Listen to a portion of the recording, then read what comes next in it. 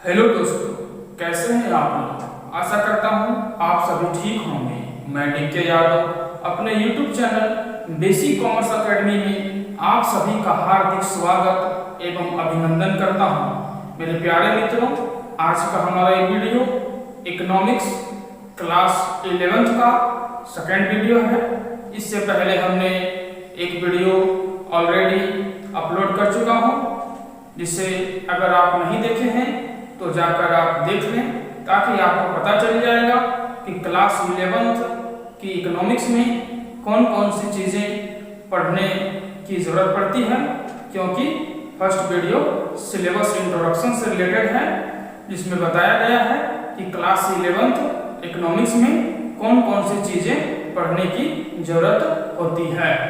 तो चलिए दोस्तों, आज का ये वीडियो हमारा जो है बहुत ही इम्पोर्टेंट है, क्योंकि क्लास 11th इकोनॉमिक्स का सेकेंड वीडियो है।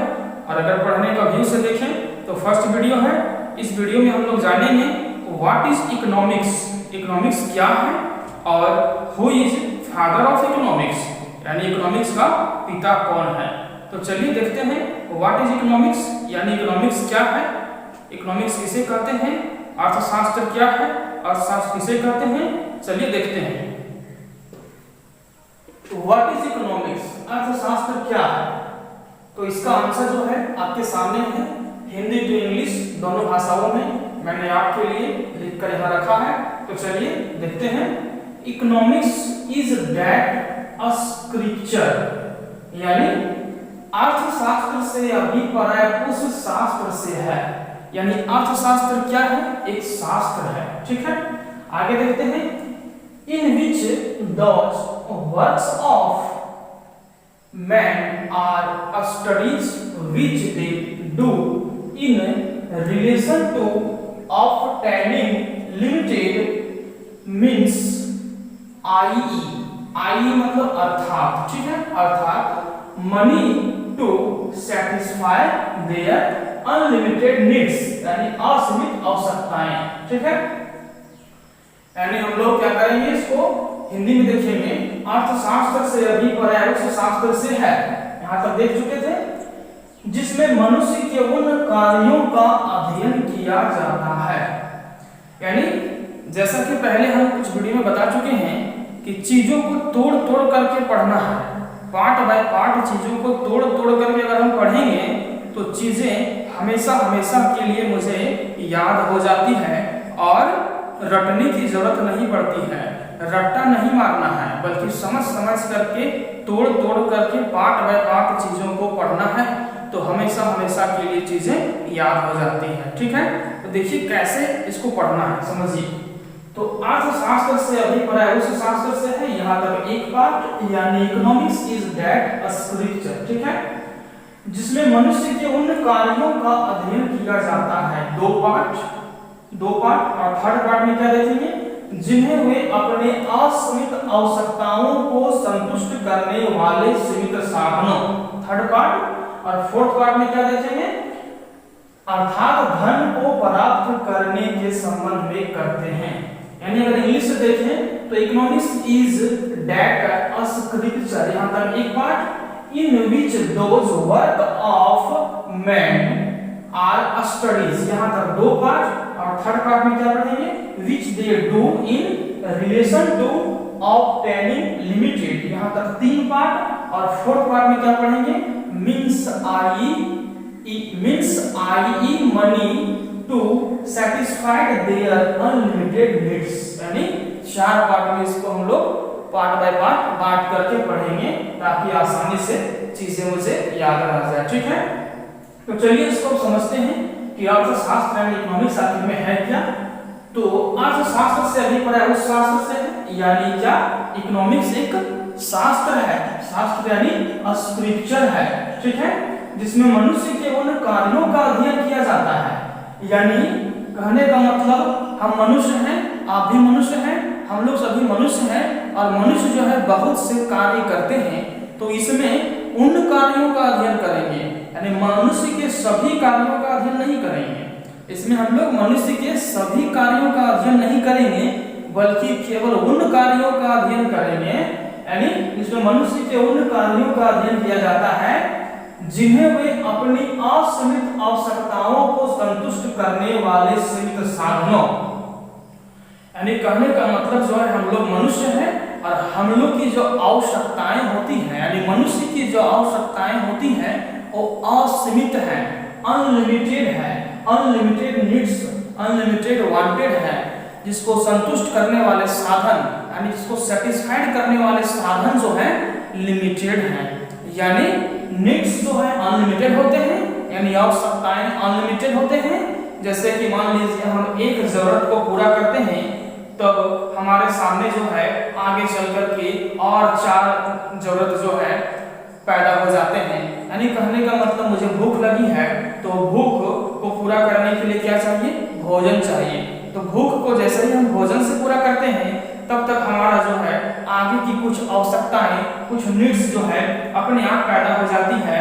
जैसे कि पेट भरने के लिए भोजन को किसी प्रकार से जुटाते हैं तो फिर आगे जरूरत पड़ता है कपड़ा का, यानी शरीर को ढकने के लिए कपड़ा का जरूरत पड़ता है। फिर रहने के लिए मकान यानी घर का जरूरत पड़ता है। इस प्रकार से जैसे जैसे अपने जीवन में हम लोग फैसिलिटीज को बढ़ाते जाते हैं, यानी स्टैंडर्ड को बढ़ाते जाते हैं, यानी जीवन स्तर को बढ़ाते जाते हैं, तो हम लोग की जो वांटेड है, नीड्स है, यानी आवश्यकताएं हैं वो बढ़ते ही जाती हैं। यानी बोल सकते हैं कि मनुष्य की आवश्यकता जो है असीमित है। आवश्यकताएं कैसी हैं, असीमित हैं। सभी आवश्यकताओं को हम कभी भी पूरा नहीं कर सकते हैं और उन आवश्यकताओं को संतुष्ट करने वाले जो साधन हैं, जो रिसोर्सेस हैं, वो कैसे हैं, लिमिट हैं। यानी कहने का मतलब जिन्हें वे अपने असीमित आवश्यकताओं को संतुष्ट करने वाले सीमित साधनों, सीमित साधनों कहने का मतलब अर्थात, अर्थात मतलब दूसरा उसको शब्द में किस प्रकार से बोल सकते हैं, सीमित साधन मतलब धन। सीमित साधनों अर्थात धन को प्राप्त करने के संबंध में करते हैं। यानी सीमित साधन बोले या धन बोले, धन यानी रुपया पैसा जो भी हमारे पास है, तो धन जो है हमारे पास लिमिटेशन में है। यानी कहने का मतलब जो है धन हमारे पास जो है लिमिटेड है और आवश्यकताएं जो है, नीड्स जो है, वांटेड जो है वो कैसी है, असीमित मतलब अनलिमिटेड है। इसलिए हम लोग जो है अपनी सारी जरूरतों को कभी पूरा नहीं कर पाते हैं। एक जरूरत को पूरा करते हैं तो हमारे सामने 10 जरूरत अपने आप पैदा हो जाती है। और इकोनॉमिक्स का जन्म भी यहीं से हुआ है। जिस दिन हम अपने सारे जरूरतों को पूरा कर लेंगे उस दिन शायद मुझे इकोनॉमिक्स पढ़ने की जरूरत नहीं पड़ेगी। ठीक है, तो इकोनॉमिक्स का जन्म भी यहीं से हुआ है कि मनुष्य की आवश्यकताएं असीमित होती हैं, यानी नीड्स जो है अनलिमिटेड होते हैं और जो है उनको संतुष्ट करने वाले साधन यानी रिसोर्सेस लिमिटेड होते हैं। ठीक है, इसलिए मुझे इकोनॉमिक्स पढ़ने की जरूरत पड़ती है कि लिमिटेड सोर्सेस को यूज करके किस प्रकार से हम अपनी अनलिमिटेड नीड्स को यानी असीमित आवश्यकताओं को संतुष्ट कर सकते हैं। पूरा तो संतुष्ट नहीं कर सकते हैं, लेकिन एक जो है लिमिट तक उसको हम क्या कर सकते हैं, संतुष्ट कर सकते हैं, यानी जिससे हम लोग क्या हो, सेटिस्फाइड हो सकें, यानी अपना जीवन जो है अच्छे से जी सकें, जीवन में सेटिस्फाइड रह सकें। एक कौन बताता है, इकोनॉमिक्स बताता है, और यहीं से जो है इकोनॉमिक्स का जन्म होता है। ठीक है दोस्तों, तो जैसा कि मुझे उम्मीद है कि आप लोग इसको समझ गए होंगे, अर्थशास्त्र क्या है यानी इकोनॉमिक्स क्या है। अब नेक्स्ट क्वेश्चन देखते हैं, who is father of economics, अर्थशास्त्र का पिता कौन है? तो इसका आंसर होगा एडम स्मिथ। इस क्वेश्चन को बहुत बार एग्जाम में पूछा गया है, who is father of economics, तो एडम स्मिथ। इस क्वेश्चन को पूरा माइंड में रखना है क्योंकि एग्जाम में बहुत बार इसको पूछा गया है, चाहे वो किसी भी तरह का एग्जाम हो, क्लास 11, क्लास 12, किसी भी बोर्ड का हो जहां इकोनॉमिक्स होती है, एक क्वेश्चन जो है अक्सर ऐसा देखा गया है कि पूछा जाता है। ठीक है दोस्तों, तो आज जो है हम लोग इन 2 क्वेश्चन को क्लियर कर लिए। अर्थशास्त्र क्या है यानी व्हाट इज इकोनॉमिक्स, और अर्थशास्त्र का पिता कौन है यानी who is father of economics. ठीक है, तो मुझे उम्मीद है दोस्तों आज का ये वीडियो आप लोगों के लिए बहुत ही यूजफुल होगा। आज से हमारा जो है एक फर्स्ट वीडियो है और आगे हम लोग कंटिन्यू देखते रहेंगे, और कंटिन्यू जो है हम अपने इस चैनल में इकोनॉमिक्स से रिलेटेड और बाकी अदर सब्जेक्ट से रिलेटेड वीडियो अपलोड करते रहेंगे। तो आप लोग हमारे इस चैनल से हमेशा हमेशा के लिए जुड़े रहिए, क्योंकि आपको सारा इसमें जो है आपके सिलेबस के अकॉर्डिंग सारा कुछ जो है इसमें मिलने वाला है जो आपको चाहिए 11 या 12 बोर्ड का तैयारी करने के लिए। ठीक है, तो मुझे उम्मीद है दोस्तों कि हमारा ये YouTube channel basic commerce academy आप लोगों के लिए बहुत ही यूजफुल साबित होगा। अगर आपको लगता है कि हमारा ये चैनल बेसिक कॉमर्स एकेडमी आप लोगों के लिए यूजफुल है, आप लोगों के लिए हेल्पफुल है, यानी आप इससे बहुत कुछ सीख रहे हैं, तो इस चैनल को सब्सक्राइब करें, लाइक करें और जरूरतमंद लोगों तक शेयर करें, ताकि सभी को इस चैनल से बेनिफिट मिल सके, सभी लोग जो है पूरा इससे भरपूर फायदा उठा सके और कॉमर्स पढ़ने वालों को, इकोनॉमिक्स पढ़ने वालों को सुविधा मिल सके। ठीक है दोस्तों, आज के लिए इतना ही।